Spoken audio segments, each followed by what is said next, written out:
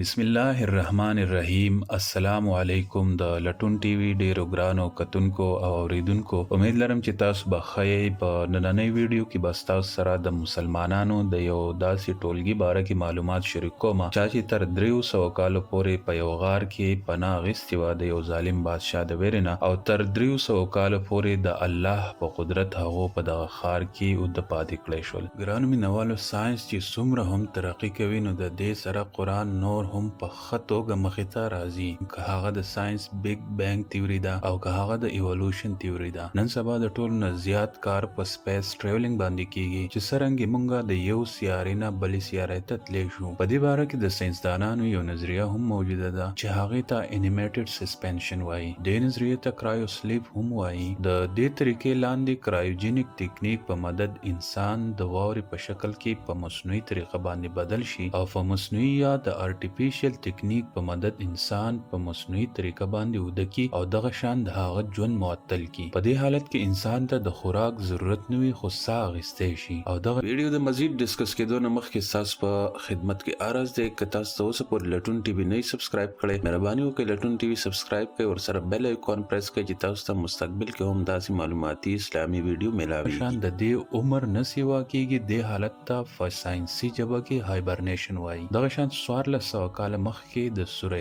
کهف په شکل کې الله پاک د اصحاب کهف باره کې ذکر کړی و چې د نن دور ساينسي نظریه انیمیټډ سسپنشن د هغې په وجود کې راغلی. ګرانو مینوالو، په نننۍ ویډیو کې به موږ تاسو سره د اصحاب کهف په باره کې معلومات شریک کوو. ګرانو مینوالو، د حضور صلی الله علیه و آله وسلم په زمانه کې یو څو عرب د یو يهودي عالم خواته لاړل او پوښتنه یې ترېنه وکړله چې مونږه د نبی اخر الزمان صلی الله علیه و آله وسلم نه داسې څه پوښتنه وکړو چې د هغه نبوت یا د نبی حقیقت مخې ته راشي. د يهودي ورته ځواب کې وویل چې تاسو به د رسول الله صلی الله علیه و آله وسلم نه 3 پوښتنې وکړئ. په هغې کې یو دا هم و چې اصحاب کهف څوک دي. هم په دې وجه الله پاک سوره کهف نازل کو او په دې کې پوره په تفصیل د خپل خوږ نبی حضرت محمد صلی الله علیه و آله وسلم رهنمایي. هم د دې مطابق دا ټولګي د عیسی علیه السلام په زمانه کې د اوسنۍ زمانې د فلسطین خاورې ته د دین د تبلیغ په سلسله کې راغلل. دا علاقه په دې وخت کې په رومن امپایر کې حسابېده او دا خلک بت پرستانو. دلته د یو يهودي حکومت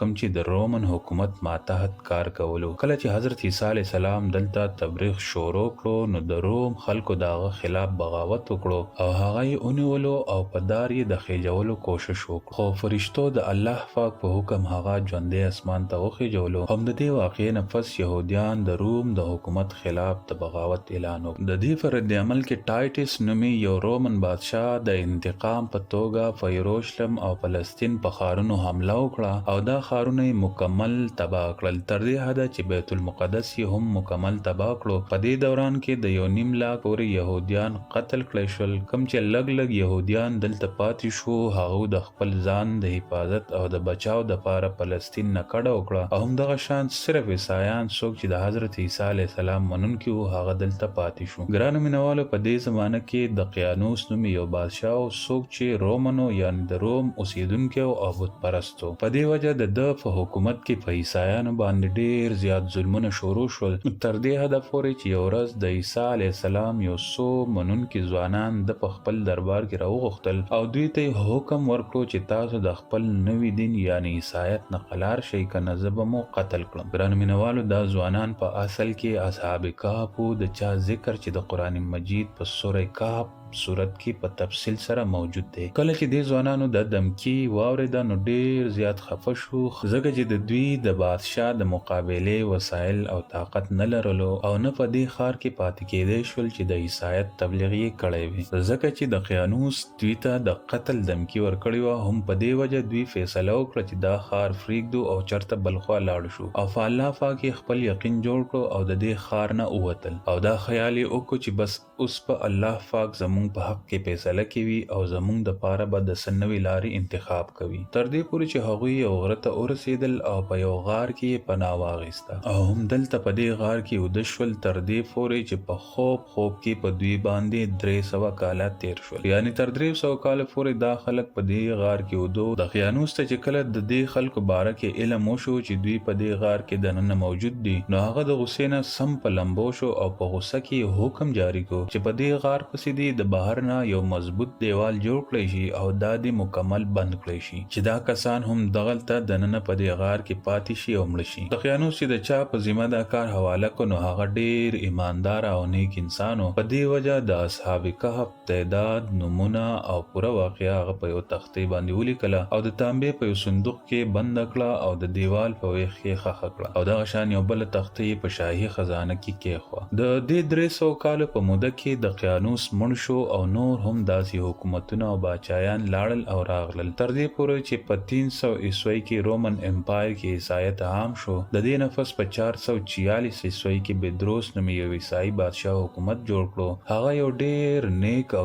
انصاف خوښونکی بادشاه او د 88 کالو پورې ښه په عزت او شان او شوکت هغه حکومت وکړ. د په وخت کې چې کله مذهبي فرقه پرستی د حد نه زیاته شو او چې په خلکو کې د مرګ نفس د دوباره ژوند کېدو او د قیامت نظریه په ختمېدو شو، نو د خپل قوم په دې حالت بدروس بادشاه ډیر زیات خپه شو او یو ورځ د خپل کور په یو کمره کې ځان قید کړو. دلته به د الله په دربار کې هغه د خپل قوم د فاره دعا کوله چې اے الله سداسي نخانه راولېږي چې زما د قوم د ایمانونه دوباره تازه شي، چې د دوی د مرګ نفس په ژوند په ورځ د قیامت او د الله پاک په وحدانیت دوباره یقین جوړ شي. الله پاک د دعا قبول کړه او یو ورځ یو شپونکي د خپل ګډو بيزو د سرولو په غرض د دې غار مخې ته ورسېدو. دا هم هغه غار په کومه کې چې اصحاب کهف موجود وو او هم دلته ودو. د شپونکي د یو څو کسان په مدد د دیوال مات کو. د دیوال د ماتولو سره سره په دې شپونکي او د دې نورو دیوال ماتونکو کسان باندې قدرتي تور باندې یاره راغله. دوی د هغه ځای نه او تښتېدل او هم دغه شان د الله په فضل اصحاب کهف د خوب نه را بیدار شول او د یو بل سره په دعا سلام کې مشغول شول. او چې کله دوی اوږي شول، نو خپل یو ملګری چې نوم یې یلماخه و، هغه ته یې ویل چې ته بازار ته لاړ شه او ډېر په خاموشۍ سره د خوراک د پاره سره راوړه چې څوک درنه خبر نشي. او دا هم معلوم کړه چې د قیانوس باچا زمونږ باره کې څه رایې لري. کله چې یلماخه د دې غار نه راووتو او بازار ته راورسېدو، نو ډېر حیران پاتې شو چې په دې ښار کې هر طرف ته د اسلام چرچې دي، تر دې حده چې خلک په ښکارا د حضرت عیسی علیه السلام کلمه وایي او د هغه په تعلیماتو عمل کوي. په دې کشمکش کې یلماخه د خوراک اغوستو دپاره یو دکان ته ورسېدو او د سامان په بدله کې دکاندار ته د دقیانوس د زمانې سکه ورکړه، کوم چې ظاهره خبره وه چې 300 کاله زړه وه او اوس بنده شوې وه، حتی چې چا پیژانده هم نه. دکاندار چې کله دا سکه ولیده، نو د هغه شک پیدا شو چې ګنې دې کس ته چرته خزانه په لاس ورغلې ده. لہذا د یلماخه سپایانو ته حواله کړو چې د دنه د خزانې باره کې معلومات حاصل کړي. همدغه شان سپایانو یلماخه ونیولو او تپوسونه یې شروع کړل چې وایا خزانه چرته پرته ده. په جواب کې ورته یلماخه وویل چې زما سره خزانه نشته، دا خو زمونږ روپۍ دي. سپایانو وویل چې مونږ څنګه باور وکړو، دا سکه خو د 300 کالو زړه ده او تاسو لا ځوانان یې، نو رښتیا وایي چې څه معامله ده، چې څه مناسبه حال یې راوباسو. جواب کې ورته یلماخه وویل چې اول ماته دا ووایي چې د دقیانوس بادشاه څه حال دی. سپایانو چې کله دا واورېد، نو ویل چې په پوره دنیا کې په دې نوم یو بادشاه هم نشته په اوسنۍ زمانه کې. البته په سوونو کاله مخکې په دې نوم یو بې ایمانه بادشاه تیر شوی دی او هغه بت پرستو. کله چې دا جواب واورېد، نو یلماخه ډېر زیات پریشانه شو او حیرانه شو او ویل چې دا خو پرونی خبره ده چې مونږ د هغه د شر د وجې نه خپل مال او جان د حفاظت دپاره دا ښار پرېښو. زه او زما ملګري نږدې په یو غار کې پټ شوي او زما نور ملګري اوس هم په هغه ښار کې موجود دي. تاسو زما سره لاړ شئ او په خپله یې ووینئ. کله چې سپایان او د کلي نور خلک په ګڼ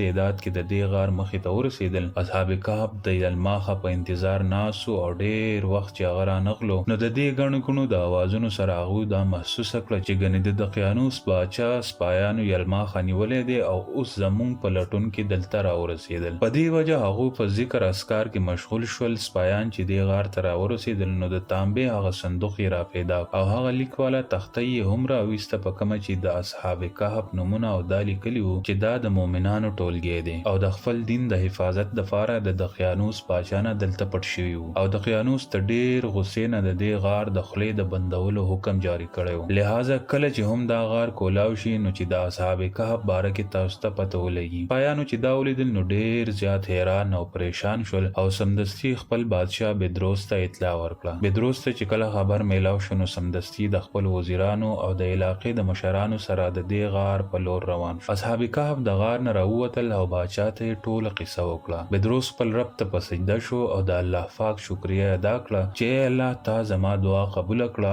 او تا داسې نشانه دی قوم ته ښکاره کړه چې انسان به د مرګ نفس ضرور ژوندی کیږي. د نفس اصحاب کهف بدروس بادشاه ته دعا وکړه چې الله دې ستا په بادشاہي کې برکت واچي او د سلام نفس دوباره په دغه غار ور داخل شول او دوباره لاړل په هغه ځای ود شول کم ځای نه چې پاسېدلی وو. لہذا د دې خوب په حالت کې الله پاک د دوی روح قبض کړو. بدروس بادشاه د لرګي صندوقونه جوړ کړل او د اصحاب کهف لاشونه یې پکې کېښودل. بدروس بادشاه د غار په خوله یو جومات هم جوړ کړو او یو ورځ یې مقرر کړه چې په هغې به خلک د اصحاب کهف زیارت له راتلل. ګرانو مینوالو د اصحاب کهف باره کې د علماو ډیر رائے دي. حضرت عبدالله بن عباس وایي چې د اصحاب کهف تعداد 2 او اتم د دوی سپی او د دوی په نومونو کې هم ډیر زیات اختلاف دی. ګرانو مینوالو دلته دا خبره هم د ذکر وړ چې اخر داسې ممکنه څنګه ده په اصحاب کهف وخت اثر انداز ولې نشو او د دوی په جسمانی خدوخال کې څه تبدیلی یا تغیر ولې رانغلو. حالانکه چې په دوی باندې د 300 کالو زمانه تیر شوه. په ساينسي توګه که د دې وضاحت وشي نو کله چې د